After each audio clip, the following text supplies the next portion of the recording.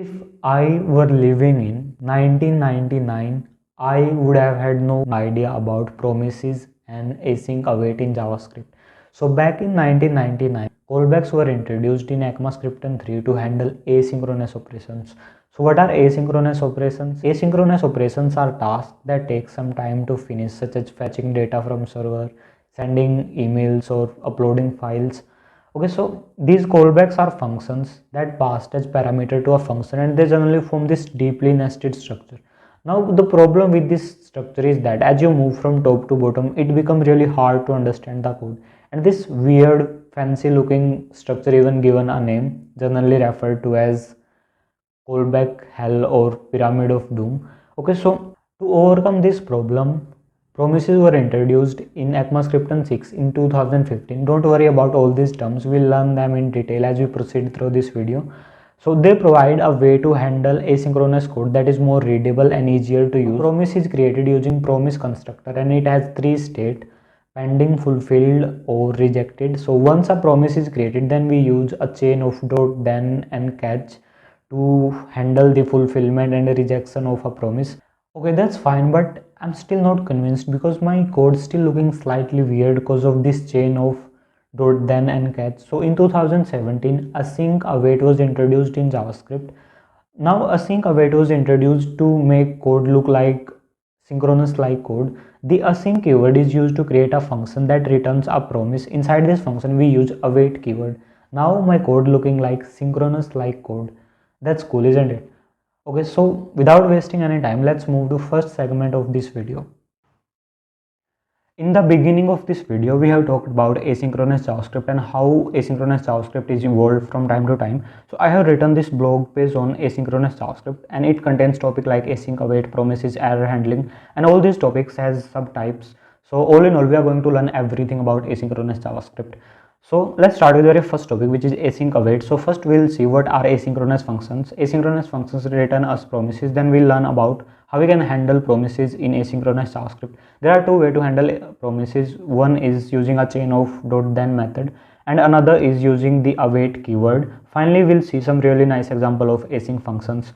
Now, before diving into all these concepts, first let me tell you what is synchronous JavaScript, because this video is about asynchronous JavaScript, but we must have an idea about what is synchronous JavaScript. So let me put it this way. For example, I have this function greeting. This function takes a parameter name and it is returning me a string value. So it is concatenating hello to this name value. In second line, I'm gonna call this function greeting with this parameter mic, and in third line I will console.log this value. So this is very simple program. Okay, now the thing we can observe in this code is that as you move from top to bottom, there is dependency in this code. For example, this second line depends upon how we implement this first line. The third line depends upon the value of second line. So there is dependency in this code, and this is synchronous code. So in synchronous code there is dependency. So JavaScript engine executes synchronous code sequentially from top to bottom.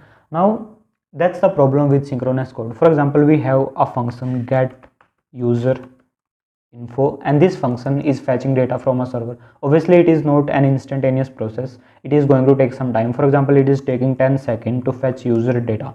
Now during these 10 seconds, all the code existed below this get user function is not going to execute because this is synchronous code. Okay, so that's the problem with synchronous programming. For example, you might have observed in some website, when you click a button or when you do some operation, sometimes your window froze for a few seconds. So this kind of thing happen in synchronous code. Now let's start with very first topic of asynchronous programming. So first we'll see what are asynchronous functions. So this is very normal function. Okay, now let's see what is synchronous function. So in order to make a normal function asynchronous, all you need to do is to add this async keyword, and let me change its name so we can distinguish between these two functions. So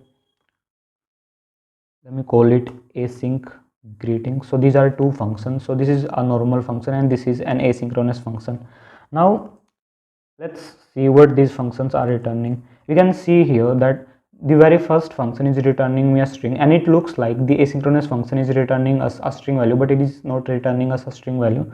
So let me call this normal function with some parameter. Now let's call an asynchronous function.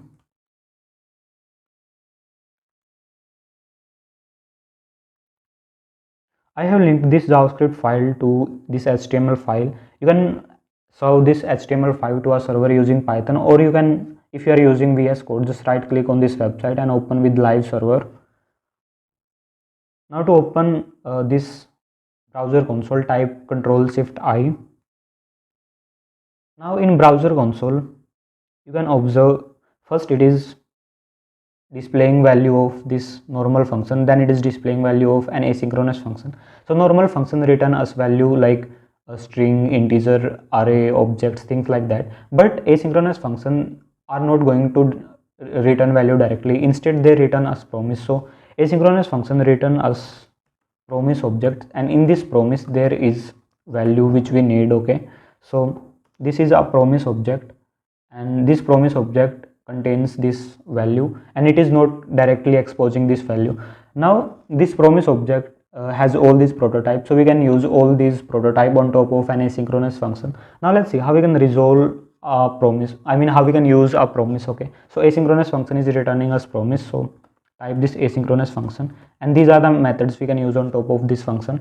Now in order to get that value, you need to use this dot then method. This dot then method contains this callback function. So this callback function run when promise is settled. Now what I'm saying is, for example, you are fetching data from a server, it is taking 10 seconds. When all the data is being fetched from a server, then it is automatically going to run this callback function. This is how promise is settled. Okay, and this it is containing it contains the result of that function. Now this function is returning me a string value, so it contains that result. Okay, so it will going to return us this string value. Sometimes you have observed that when you are using APIs, when you are using a chain of dot, then first you write this data, so it returns us data after promise is settled. Now it is returning us a string value, and I can console.log that value. Make sure to pass the parameter to this function. If I console.log this value, you can see here it is returning me hello Mike. So this is one way of resolving promise. Now let's see another way of resolving promise. Now in order to make this process less complex, we are going to use the await keyword. Okay, now all we care about is result, right? Now all we care about is that string value. So let me comment out this first. So all I need is this string value, so just directly call that asynchronous function and use await keyword in front of this function. Now you can console.log this string value. Now if I save this function, it is going to return me an error. Why it is returning an error? Because the await keyword is used inside an async function. Okay, so in order to fetch data, first you need to create an async function. So let's create an async function, fetch data, and inside this function we can use the await keyword. Now if I save this function, okay, first we need to call this function, right? Fetch data. If I save this program, as you can see, it is returning us hello undefined because we need to pass some parameter here. If I save this function, it is returning me hello Mike. So these are two way of resolving an asynchronous function. Okay, so this is very simple example. Now let's see some really nice example of asynchronous function. So in my blog page, I have included this example Puppeeteer. So Puppeeteer is developed by Google Chrome team. So these are the APIs used for web mining, web scraping, automated testing. Now using Puppeeteer, what I'm gonna do, I will take a screenshot of this web page. Now taking a screenshot of a web page is not a simple process. Okay, it requires lots of code, but asynchronous function make this operation very simple. Now I have included, now in my project directory you will find this file puppeeteer.js, and it include these series of all these codes. So these lines depend upon each other.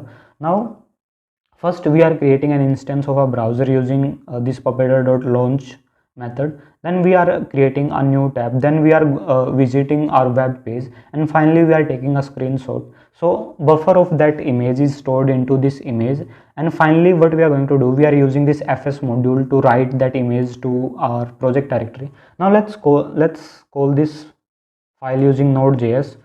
So first let me navigate to my project directory. Okay, so let me run this JavaScript file. Now these are asynchronous functions, so obviously they are going to take some time. They are going to take 5 or 6 seconds.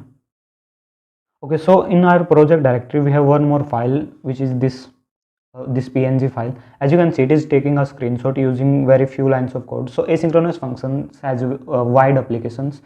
Okay, so these are very simple topic which we have just covered. So what we have seen so far, we have seen what are asynchronous functions, how we can resolve promises, and how we can use the await keyword. And this, now I have written everything in great detail. You can follow the link of this blog page in description. Now let's move to promises. So far we have talked about promise producing asynchronous functions, but in JavaScript we have operations which are asynchronous in nature but do not return any promise. So let me tell you what I'm talking about.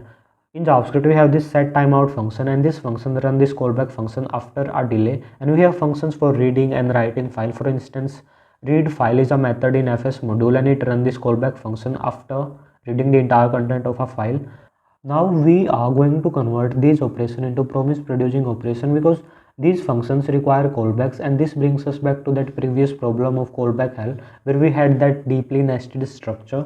Now how we can convert this into promise producing operation? So let's say I want to create a function async set timeout. Now this function return us a promise, and in JavaScript if you want to create a promise you can use this new promise, so you can use this constructor. Okay, so this promise has a callback function, and in this callback function we have two parameters. One is resolve and another is reject. Okay, so if you want to convert this function into promise producing function, all you need to do is to use this function inside this callback function. For example, I have a delay of 3 seconds. Now let me talk about what are these resolve and reject. So these are functions, and we use these functions when some operation happens. Okay, for example, I am fetching data from a server. Once I have all the data, I can dispatch this resolve function, and if there is problem in fetching data, then I can dispatch this reject function. So we are doing some operation. If that operation is succeeded, then we are going to dispatch this resolve function, otherwise we are going to dispatch this reject function. Now after 3 seconds, let's dispatch this resolve function, and this resolve function holds the value of that operation. For example, you are fetching data from a server. Once you have all the data, you can pass that data inside this resolve function. Here let's say the operation is succeeded. Now this function returns a promise, and we already know how to resolve a promise, so let's call that function. Okay, so we can use this dot then method on top of this function, and this method has a callback function, and this callback function run after this promise is settled, and it holds the result of this promise. Okay, in that case it is returning us this string value, and once we have result we can do whatever we want with this result. For now, let's console.log this value. Let me comment out these two. Let me open my browser console.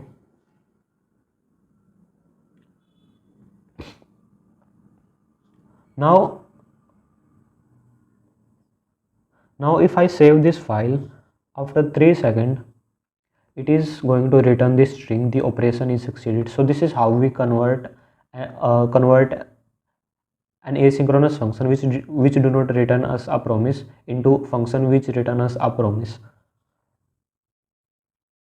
Okay, so this is very simple task. Okay, now let me tell you how we can use this reject function. Now we are doing some operation, and if this operation is failed, then we can use this reject function. Okay, for example, I want to pass some parameter to this function millisecond. Okay, here I am going to pass 3 seconds. Now if value of millisecond is negative, then let's dispatch reject function, and let's say let's write it like it is an error negative value is not negative value is not expected. Otherwise let's return, let's dispatch this resolve function. All right, if I pass this negative value and if I save this file, as you can see we are getting an error, but this isn't how we display an error. In order to display an error, we are going to use this catch method. Okay, this catch method is similar to this dot so this catch method is similar to this then method. It has a callback function, and this callback function catch that error value, and here we can console.log error.